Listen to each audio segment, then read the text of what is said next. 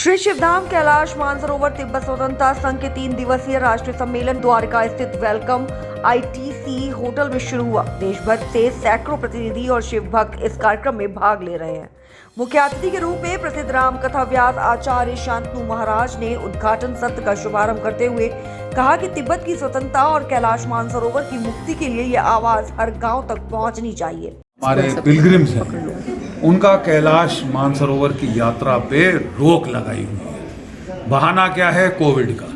Covid कहाँ से आया? चीन से आया। ठीक है साहब, और वो भी ख़त्म हो गया। तो अब कोई वजह नहीं हमको दिखती कि हमारे श्रद्धालुओं को उनके सबसे श्रद्धेय स्थान जो है, जो सबसे उनके लिए पवित्र स्थान है कैलाश मानसरोवर, उसकी यात्रा पे अब भी ये रोक लगाई जाए।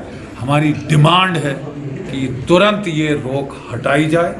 हमारा निवेदन है मिनिस्ट्री ऑफ एक्सटर्नल अफेयर्स से कि वो जल्द से जल्द चीन पे दबाव डालें कि वो ये जो अड़चने डाल रहे हैं हमारी तीर्थ यात्रा में, सबसे पवित्र स्थान जो बौद्धों का, हिंदुओं का, जैनों का, सिखों का, उसको अब दूर करें, ये विघ्न दूर किया जाए। सर 1962 जब विधानसभा में और राज्यसभा लोकसभा में दोनों में जब ये पारित हुआ था कि जो 48 लाख किलोमीटर वर्ग चीन के कब्जे में है और एक एक इंच जमीन जो है वापस लेगा भारत, तो उस पर कार्यवाही क्यों नहीं हुई?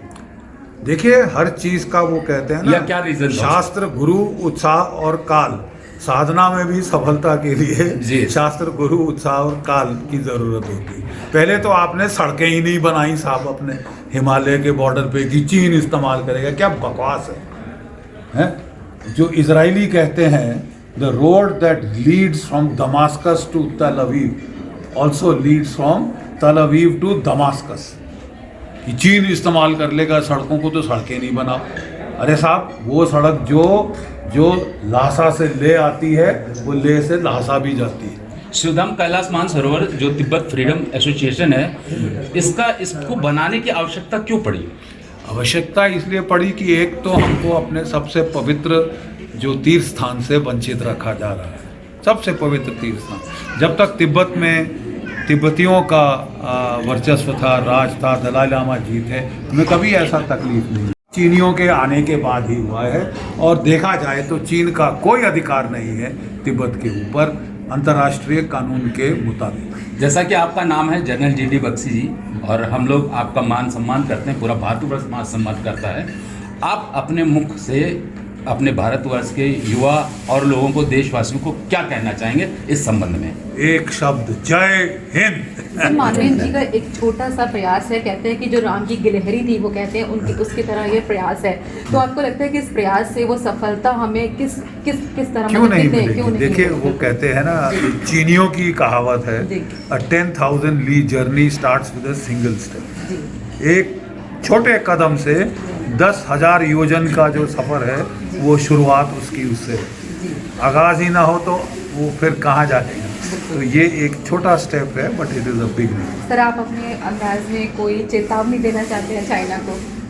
देखिए साहब, चाइना को हम केवल इतना बताना चाहते हैं कि हम बेवजह लड़ाई नहीं चाहते हैं। ठीक है साहब, लेकिन अगर हम पे लड़ाई थोपी जाए तो हमको लड़ना अच्छी तरह से आता है।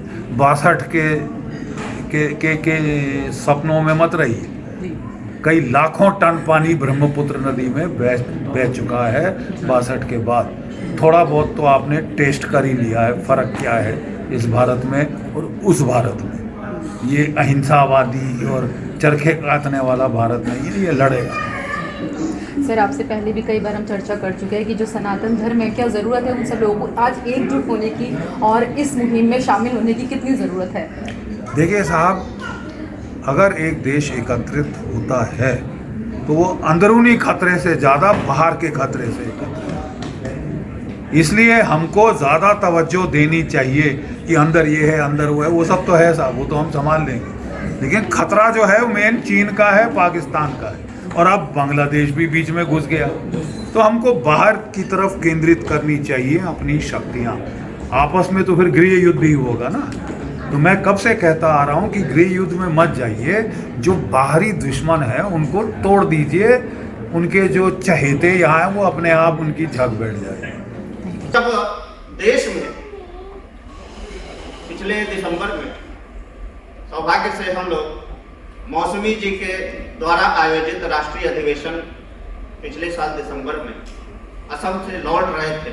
हम लोग ट्रेन में थे, तब तक 2 राज्यों के मुख्यमंत्री लोगों की घोषणा हुई,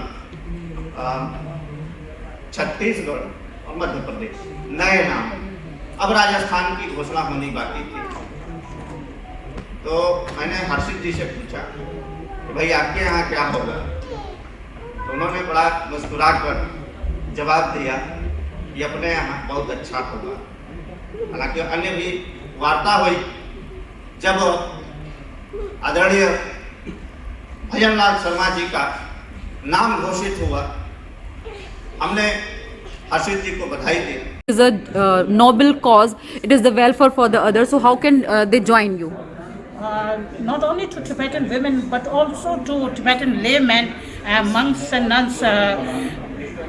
It would be very nice to be able to appreciate their noble task, because whatever they are doing for the betterment of our Tibetan cause in order to free our country from CCP rules. Spreading the awareness that the CCP are illegally occupied our country and torturing Tibetan people in Tibet.